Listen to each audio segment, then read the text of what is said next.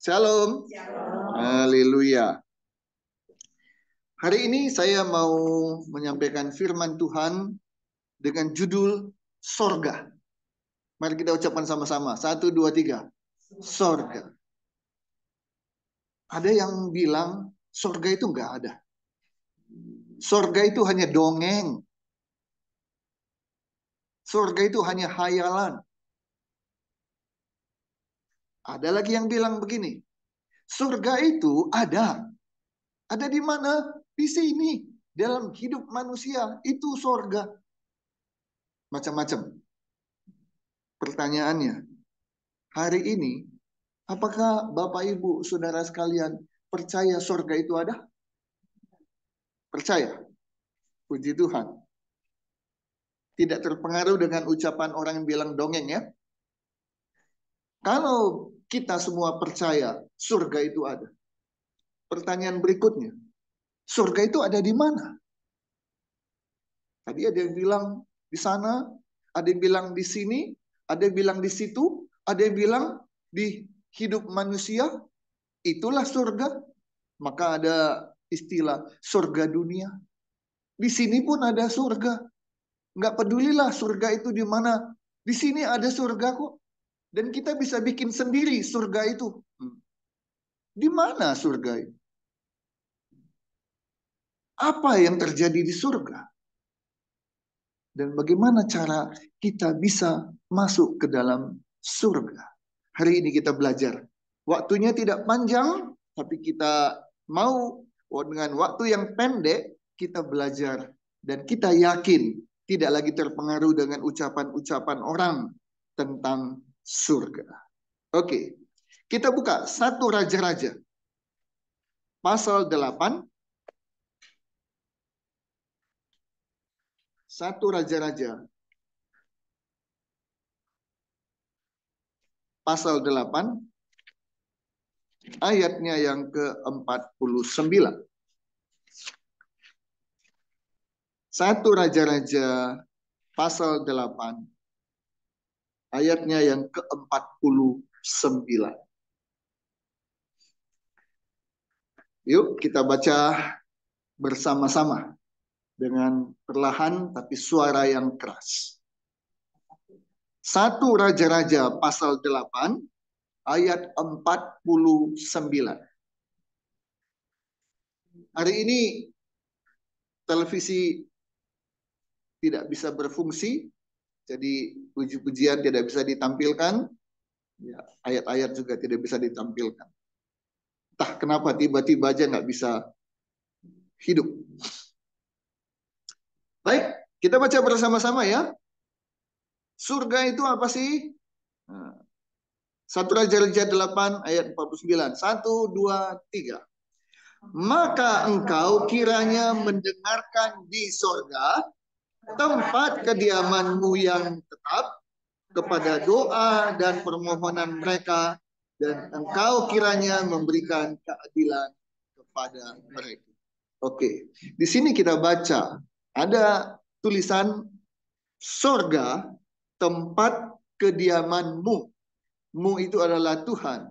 Sorga adalah tempat kediaman Tuhan yang tetap. Kenapa ada kata tetap? Kenapa? Tidak pindah-pindah, ya. Sekali di situ, ya udah di situ. Di mana? Sorga. Jadi sorga adalah tempat tinggalnya Tuhan. Amin. Bukan tempat tinggal siapa-siapa, tapi tempat tinggalnya Tuhan. Itu yang disebut dengan sorga. Jadi sederhana, jelas. Apa itu sorga? Tempat tinggalnya Tuhan. Ya, oke. Sekarang pertanyaannya, di mana lokasinya? Kalau kita kan manusia ada kakak, dari kakak bikin KTP, KTP ada nama, setelah nama apa? Alamat. Ada tempat tanggal lahir, ada agama, tapi ada alamat. Jadi jelas, Yunus tinggal di mana? Di Jalan Muara Sari nomor sekian. Kalau dicari, ketemu nggak? Ketemu. Surga, di mana alamat? Oke. Kita baca dua raja-raja. Pasal 2. Setelah satu raja-raja, dua raja-raja. Pasal 2. Ayat 1. Dua raja-raja pasal 2 ayat 1. Kita baca bersama-sama. 1, 2, 3.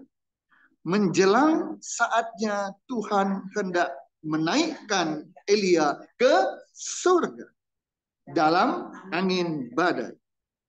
Elia dan Elisa sedang berjalan dari Gilgal. Oke? Ada kata surga di sana? Sebelum kata surga, Tuhan hendak menaikkan Elia. Kalau naik itu ke sana atau ke sini? Ke atas. Ya, bukan ke sini, bukan ke situ, tapi ke atas. Oke. Baca ayat 5. Pasal 2 ayat 5. 1, 2, 3. Pada waktu itu, mendekatlah rombongan nabi yang ada di Yeriko kepada Elisa serta berkata kepadanya, "Sudahkah engkau tahu bahwa pada hari ini Tuhanmu akan diambil daripadamu oleh Tuhan, terangkat ke surga?" Jawabnya, "Aku juga tahu." Diam. Di ayat 1 ada kata menaikkan ke surga. Di ayat 5 ada kata terangkat ke surga. Dua kata, dinaikkan dan terangkat, itu menunjukkan lokasi, menunjukkan posisi, bahwa itu tidak diam di tempat, tapi berpindah. Betul? Dan berpindahnya sekali lagi, tidak ke samping, ke kiri ataupun ke kanan, tidak ke bawah, tapi ke atas. Jadi, di mana lokasi surga? Di atas. Di atas siapa? Di atas bumi, di atas kita. Oke. Mari kita lihat lagi Mazmur 14. Mazmur 14 ayat kedua. Mazmur 14 ayat kedua.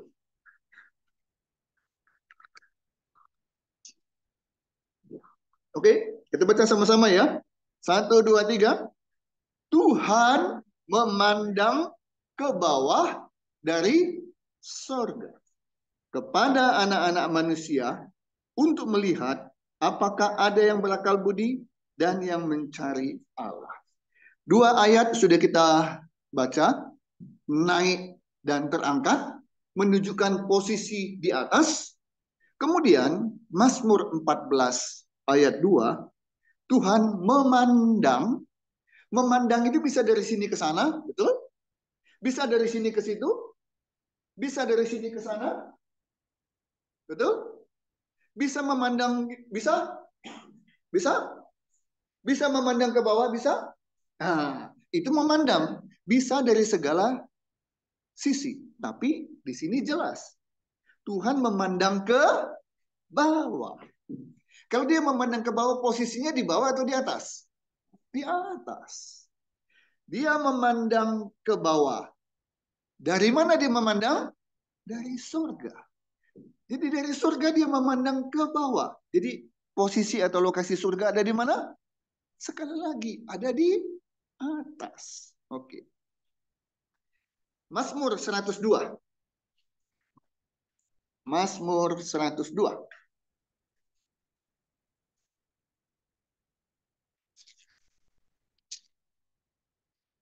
Ayat 20. Mazmur 102 ayat 20. 102 ayat 20.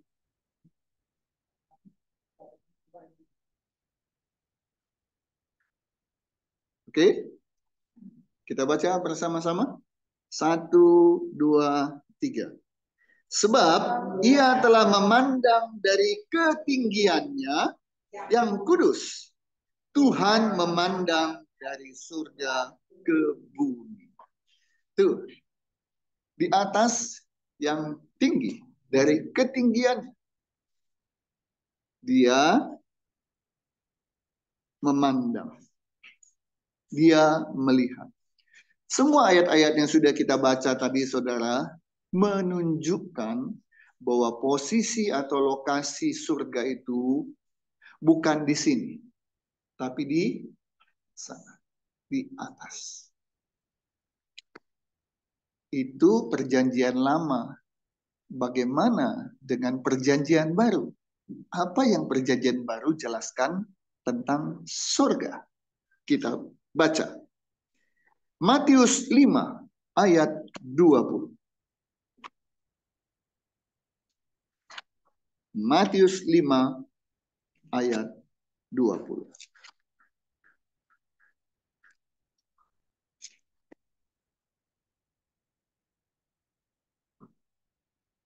Oke, Matius 5 ayat 20. Ayat 20. Kita baca. 1, 2, 3. Maka aku berkata kepadamu. Sebentar. Aku itu siapa? Tuhan. Tuhannya siapa? Tuhan Yesus. Oke. Maka Tuhan Yesus berkata kepadamu. Kepada kita. Lanjut. Jika hidup keagamaanmu tidak lebih benar daripada hidup keagamaan ahli-ahli Taurat dan orang-orang Farisi, sesungguhnya kamu tidak akan masuk ke dalam kerajaan surga. Yesus bilang, kamu tidak akan masuk ke surga. Apa itu tadi surga? Tempat kediaman, tempat tinggal Tuhan. Yesus bilang, kalau apa yang engkau lakukan dalam hidupmu tidak lebih baik daripada yang dilakukan oleh ahli Taurat, orang Farisi, engkau nggak akan masuk, engkau nggak akan sampai ke rumahku. Namanya surga. Nah, ini pemiliknya ngomong langsung loh. Pemiliknya ngomong langsung tentang rumahnya yang namanya surga. Ayo, lanjut. Markus 16. Markus 16.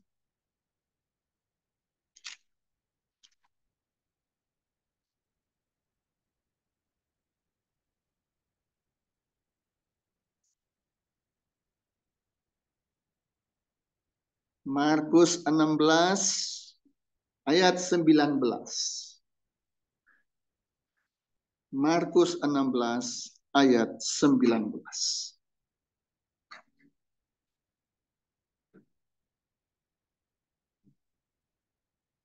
1, 2, 3. Sesudah Tuhan Yesus berbicara demikian kepada mereka, terangkatlah ia ke surga. Lalu ia duduk di sebelah kanan Allah. Nah, Yesus terangkat. Dia kembali ke kediamannya. Kalau pulang, pulang ke rumah.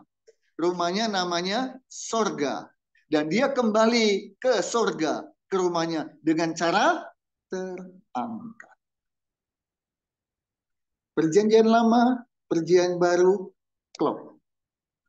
Di mana surga? Di atas. Oke? Apalagi? Yohanes 3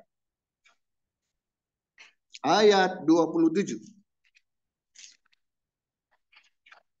Yohanes 3 ayat 27. Hari ini banyak ayat-ayat. Karena saya tidak mau cerita tentang surga itu hanya kata manusia. Tapi kata Alkitab, kata firman Tuhan. Yohanes 3 ayat 27. 1, 2, 3. Jawab Yohanes, tidak ada seorang pun yang dapat mengambil sesuatu bagi dirinya kalau tidak dikaruniakan kepadanya dari sorga. Ini berita tentang sorga. Ya. Yohanes 3 ayat 27. Semua karena karunia yang berasal dari sorga.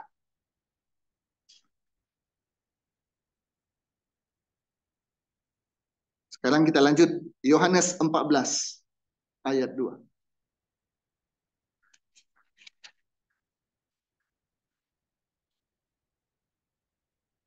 Yohanes 14 ayat 2.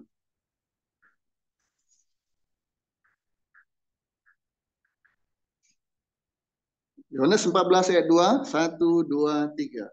Di rumah Bapakku, apa itu di rumah Bapak? Namanya apa? Sorga. Banyak tempat tinggal. Jika tidak demikian, tentu aku mengatakannya kepadamu. Sebab aku pergi ke situ. Kemana? Ke surga. Untuk menyediakan tempat bagimu. Bagi siapa? Bagi kita. Oke. Bapak Ibu sekalian, dari perjanjian lama masuk ke perjanjian baru, kita sudah baca tadi ada keterangan tentang sorga. Tapi pertanyaannya, tahu nggak kita persis sorga itu ada di mana? Tahu nggak? Bapak Ibu tahu rumah saya? Tahu? Kalau tahu, bisa pergi sendirian ke tempat saya? Bapak Ibu tahu di mana letak surga? Bisa pergi sendirian? Perlu siapa? Paham ya? Sampai hari ini, saya nggak tahu kalau ada hamba Tuhan yang berani dengan jelas dan tegas, dengan keras. Dia bilang, saya tahu persis alamatnya surga itu di mana. Nggak tahu lah ya. Tapi kalau saya ditanya, Pak Yunus, di mana persisnya letak surga? Maka saya akan jawab, nggak tahu. Dan itu nggak penting bagi saya. Ya, nggak penting bagi saya. Di mana persisnya, alamatnya, lokasinya? Saya tahu. Itu jawaban pertama saya. Saya nggak tahu. Jangan paksa saya untuk jelaskan dong, pakai Google Map. Nggak bisa. Tapi yang penting juga adalah tidak penting bagi saya untuk tahu di mana persisnya itu. Yang penting bagi saya adalah saya percaya surga itu ada dan surga itu disediakan buat saya. Dan untuk pergi ke sana, saya hanya membutuhkan Tuhan Yesus. Kenapa? Karena dia pemiliknya.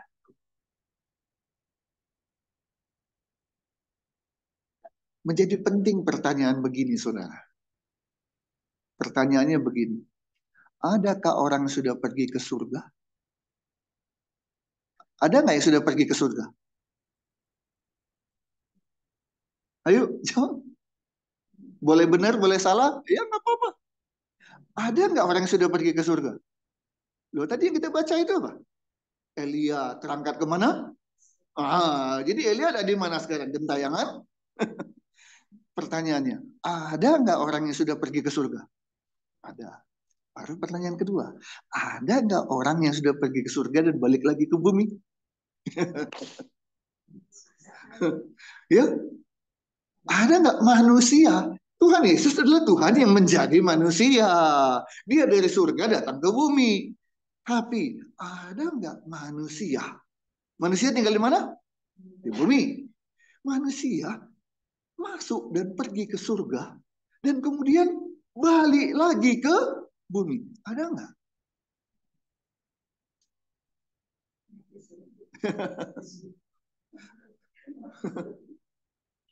Orang mati suri masuk surga gitu.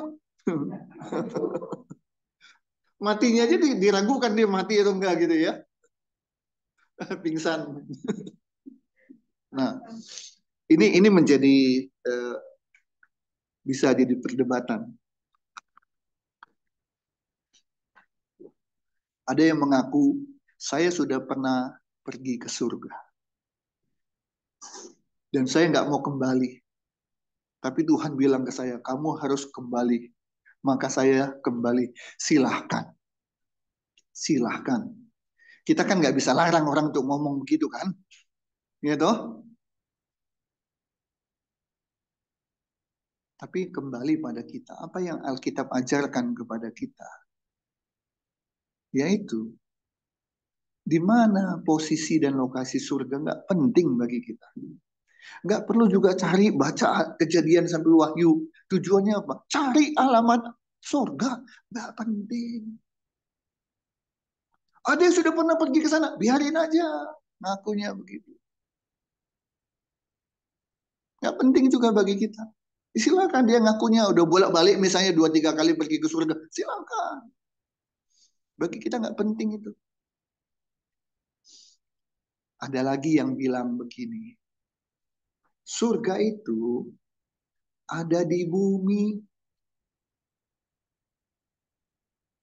Sekali lagi. Ada yang percaya surga itu ada di bumi.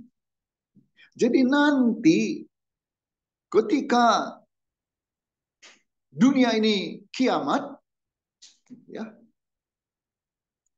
nanti kita masuk ke surga. Surga yang kita masuk itu nanti ada di bumi, bukan di atas. Artinya dari bumi ya kembali ke bumi. Itulah surga. Silahkan. Ada yang percaya begitu, ada yang mengajarkan begitu.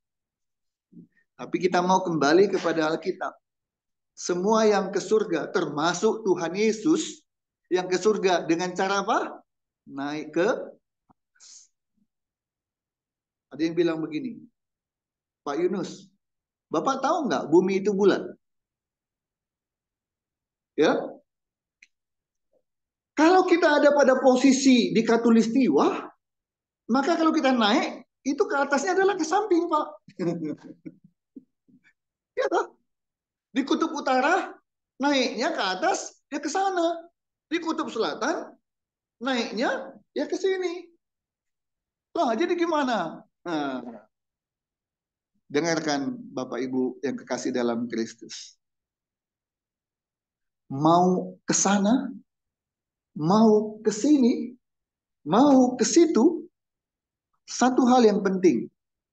Bahwa surga itu artinya tempat yang terpisah dengan bumi. Sebab kalau surga adalah di bumi, berarti tempat tinggal Tuhan di mana? Di bumi. Ngapain dia pergi menyediakan tempat kalau tempatnya sama-sama di bumi juga? Jadi sekali lagi ya, percaya ada surga? Percaya. Posisi lokasinya di mana? Di atas. Artinya terpisah dengan bumi. Dan kita nanti akan pergi ke sana. Itu yang penting bagi kita. Nah, pertanyaannya, bagaimana caranya agar kita bisa masuk ke surga? Bagaimana caranya? Kita pasti ada di surga nanti. Jangan mudah-mudahan. Jangan semoga. Nah, oke? Pastikan ini. Kita betul-betul penghuni surga atau bukan? Jangan cuma ngaku-ngaku. Ya, jangan cuma ngaku-ngaku. Ayo, pastikan. Kita baca Matius 18 ayat 3. Matius 18 ayat 3.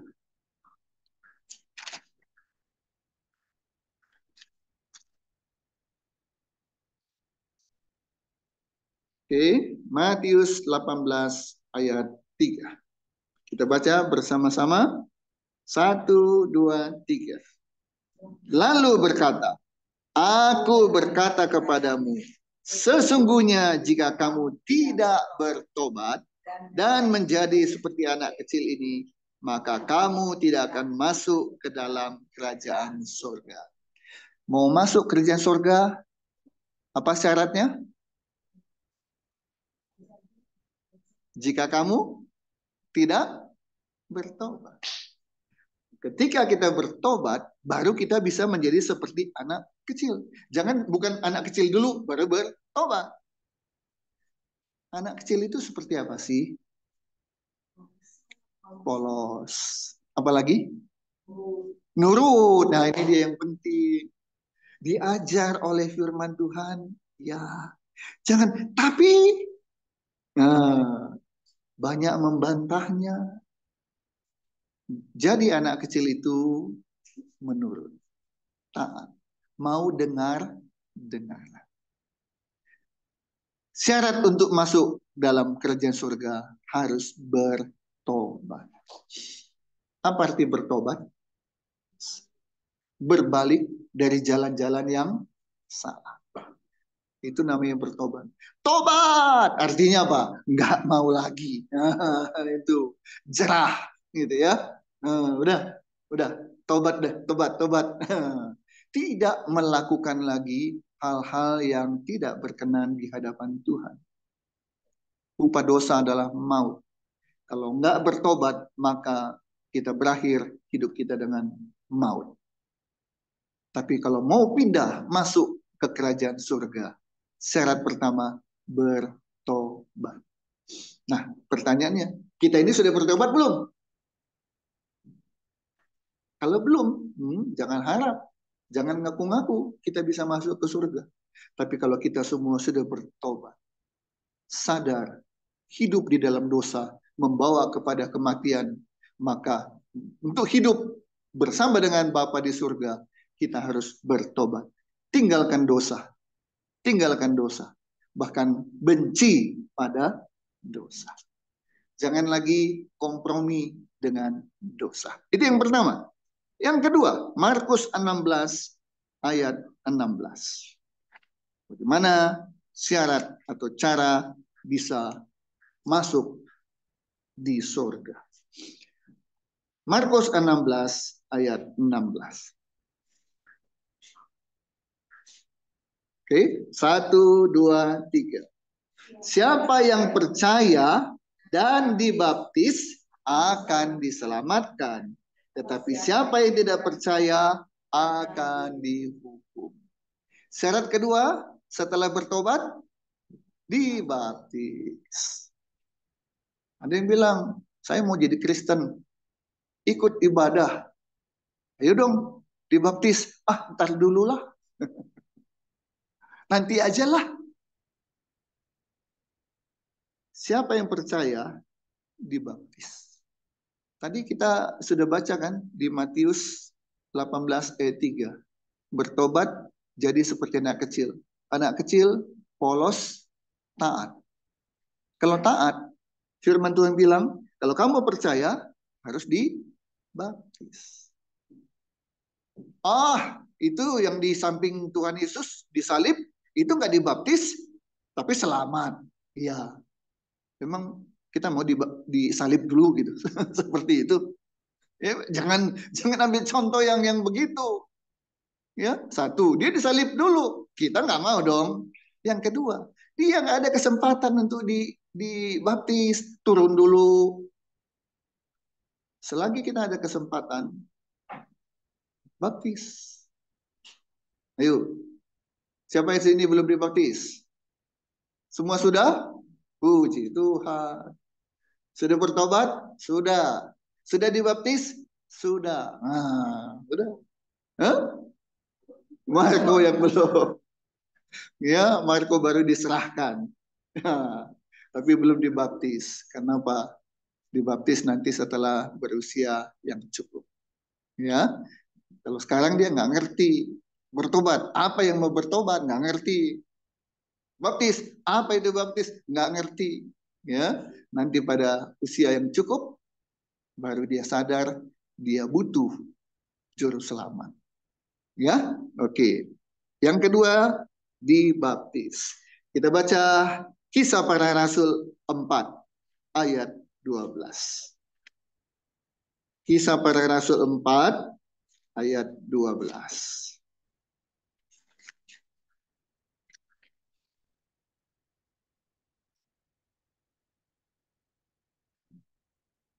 bertobat, baptis. Kisah Para Rasul 4 ayat 12. 1, 2, 3. Dan keselamatan tidak ada di dalam siapapun juga selain di dalam Dia. Sebab di bawah kolong langit ini tidak ada nama lain. Nama siapa? Tuhan Yesus yang diberikan kepada manusia yang olehnya kita dapat diselamatkan. Nggak ada. Juru selamat hanya satu. Namanya Yesus. Tidak ada keselamatan di luar Tuhan Yesus. Nah, karena itulah kalau kita bertobat, dibaptis di dalam nama Bapa, Anak, dan Roh Kudus, Tuhan Yesus Kristus. Itulah syarat, itulah cara kalau kita mau masuk dan berada di sorga. Berbahagialah kita yang tidak hanya ngaku-ngaku, tapi betul-betul kita adalah warga negara surga. Kalau kita memang sudah bertobat, sudah dibaptis, dan kemudian lakukan, taat pada apa yang diperintahkan oleh Tuhan lewat firman-Nya. Oke, terakhir. Kita udah tahu ya, surga itu ada? Nah, lokasinya di mana? Di sana. Persisnya nggak penting. Ya. Untuk bisa ke sana, bagaimana caranya? Tahu. Bertobat. Terima Tuhan Yesus sebagai Tuhan dan Juru Selamat. Dibaptis. Pengen tahu dong? Kayak orang beli rumah. Apa yang dilakukan kalau mau beli rumah? Ayo. Hah? Kalau mau beli rumah, apa yang dilakukan? Survei. Mau beli rumah di Kota Baru Parahyangan. Surveinya ke Sumberekon nggak? Ya enggak lah. Gitu? Mau beli mobil. Mobilnya mobil Honda. Yang dilihat Suzuki. Benar nggak? Salah. Pengen tahu. Rumahnya itu nanti seperti apa? Halamannya seperti apa? Dalamnya seperti apa? Kamarnya berapa? Bagus enggaknya seperti apa? Pengen tahu kan? Kalau lihat ternyata bagus, beli nggak? Mahal? Masalah nggak? Nggak masalah. Belum ada uang juga. Pokoknya kalau udah suka gimana? Berusaha kan? Cari uangnya. Kalau suka. Kalau nggak suka gimana? Ini harganya murah. Bodoh amat harganya murah. Tapi saya nggak suka. Pengen tahu kita surga itu seperti apa? Ya, oke. Wahyu 21.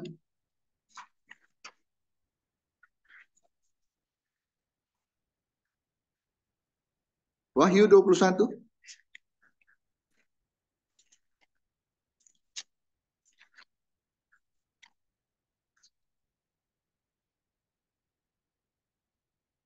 Ayat yang ke-21.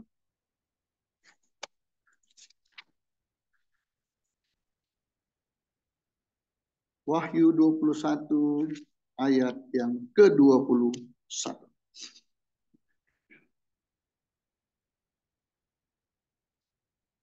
Oke, kita baca sama-sama Wahyu 21 ayat 21.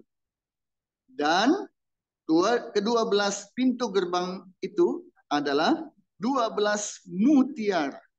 Setiap pintu gerbang terdiri dari satu mutiara. Dan jalan-jalan kota itu dari emas murni bagaikan kaca bening. Saudara, pernah lihat mutiara? Pernah. Punya mutiara? Bodoh lah mau punya enggak. Yang penting tahu ya mutiara ya. Mutiara mahal atau murah? Karena mahal makanya nggak punya. Coba murah, semua juga punya gitu ya. Oke. Satu kali saya pernah ke Bangkok, ke Thailand. Kemudian dari Bangkok menuju ke salah satu tempat wisata terkenal, Pattaya. ya, ada Phuket, macam-macam. Tapi ini Pattaya. Sebelum sampai ke Pattayanya, sebelum sampai ke situ, ada satu tempat produksi perhiasan-perhiasan. Salah satu adalah mutiara. Ya. Nah, jadi turis biasanya selalu pasti dibawa ke situ. Keliling kita ngelihat itu ya. Nah, tujuannya dibawa ke situ supaya apa? Beli. Itu tujuannya kan. Semua beli nggak? Belum tentu. Kenapa? Harganya itu ya. Nah, ya puji Tuhan waktu itu saya Tuhan kasih kesempatan untuk beli mutiara. Untuk siapa? Untuk istri. Jarang dipakai. Ya, jarang dipakai. Tapi saya mau cerita bahwa mutiara itu adalah perhiasan yang relatif mahal. Karena mutiara nggak dibikin ya, nggak dibikin. Prosesnya adalah di laut. Tiram, masuk pasir, sakit, kemudian dia ini dan jadilah mutiara. Mahal. Itu yang ada di mana? Di surga. Jadi, saudara kekasih dalam Kristus, dari situ kita tahu bahwa surga itu bukan barang murahan ya. Itu dia. Surga itu tempat bukan barang murahan, tapi barang yang bagus dan mahal. Apalagi yang ada di sana? Jalan dari emas murni. Wow. Depan rumah kami beberapa hari lalu di hot mix. Sebelumnya ya agak itulah ya. Nah sekarang di hot mix. Bagus nggak? Bagus. Itu hot mixnya malam pada saat saya dengan Ibu Hana sedang ada di Jakarta. Melayat yang meninggal, kami nginap satu malam, dan malam itu di aspal. Jadi kami nggak lihat. Besoknya kami pulang, sampai di rumah baru lihat. Coba tebak, kira-kira aspalnya bagus nggak kalau sudah di hot mix? Bagus. Ya satu sisi harus kita akui lah, namanya hot mix pasti bagus lah ya, dibandingkan sebelum di hot mix. Ya, dulu pernah di hot mix, kemudian rusak, dan sekarang di hot mix lagi. Tapi setelah saya perhatikan, saya agak kecewa.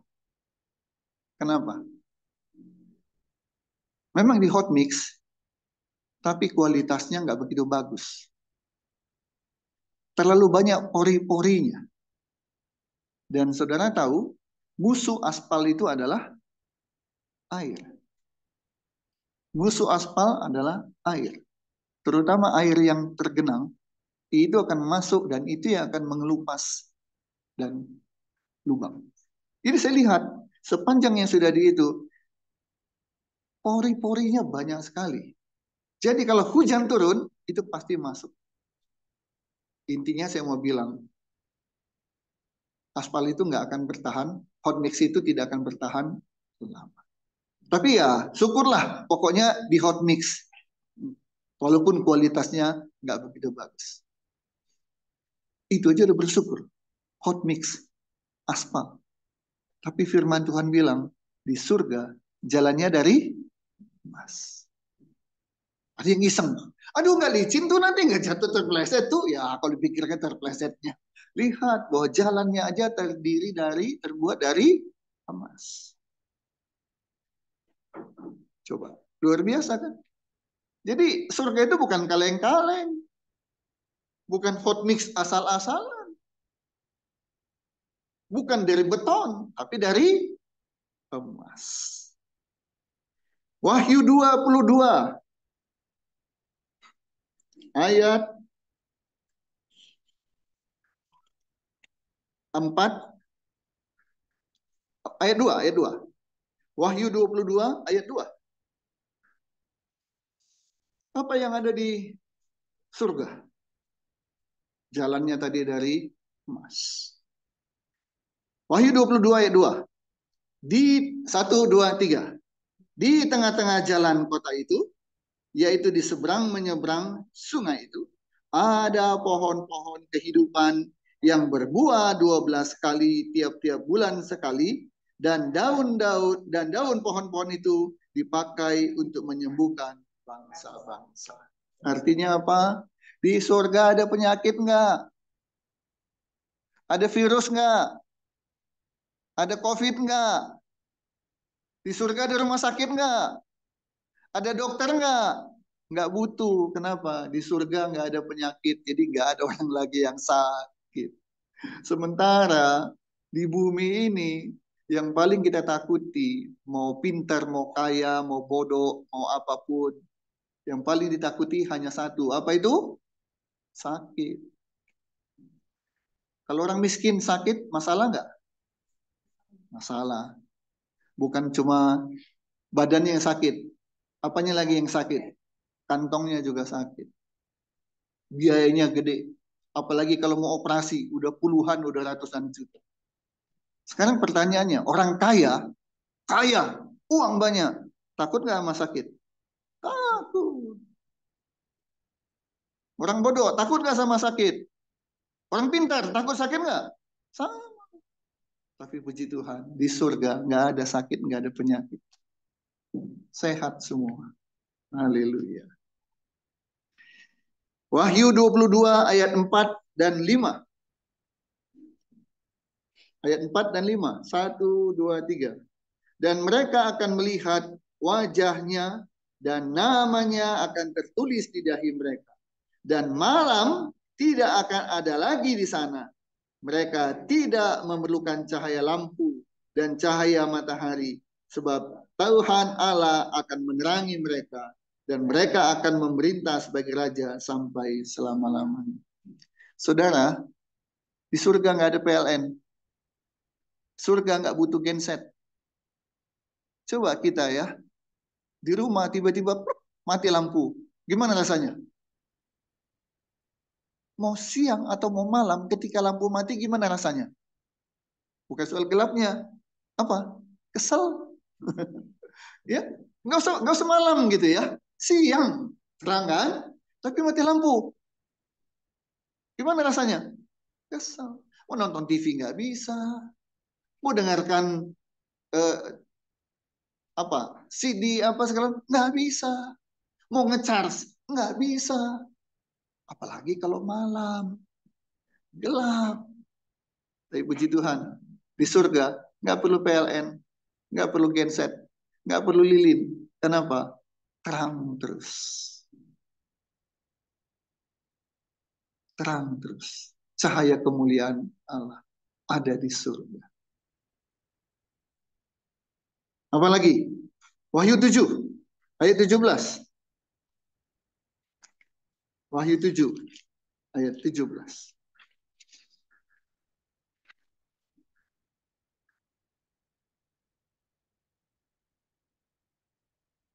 1, 2, 3. Sebab anak domba yang di tengah-tengah tahta itu akan mengembalakan mereka dan akan menuntun mereka ke mata air kehidupan. Dan Allah akan menghapus segala air mata dari mata mereka. Puji Tuhan. Di surga nggak ada air mata. Nggak ada penderitaan.